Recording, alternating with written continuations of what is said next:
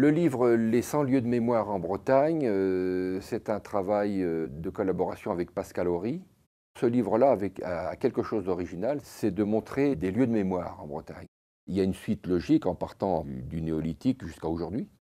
Il y a certains lieux qui étaient assez faciles à illustrer. Quand on me demande de photographier le château de Nantes ou les minières de Carnac, il n'y avait pas de problème. Par contre, les lieux très anciens, où il y a des histoires très anciennes, ou les lieux d'imaginaire, ce qui comptait dans ces lieux-là, c'est de parler à l'imaginaire du lecteur. Et pour la ville 10, c'est pareil. Pour moi, la ville 10, c'est le moment important, c'est quand les portes de la ville s'ouvrent et puis que la ville est submergée par la mer, de montrer les rouleaux des vagues qui submergent la baie de Douarnenez, qui arrive avec le soleil couchant. Il y avait de la brume, j'avais de la chance d'avoir la brume dans les roches, donc il y avait un côté un peu mystérieux. J'espère d'ailleurs avoir des réactions, parce que j'imagine que forcément c'est un choix subjectif.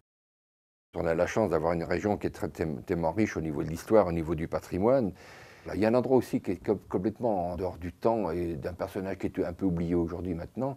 C'est le musée du cycliste Louison Bobet à Saint-Malo-Grand. Et là, c'est un musée qui est assez émouvant. C'est une petite dame qui garde ce musée. Ce qui me fait plaisir, c'est peut-être de donner une petite notoriété à ce musée qui est en train de mourir, quoi. Je veux dire, avec nos ouvrages, avec notre travail, on peut aider ces lieux-là.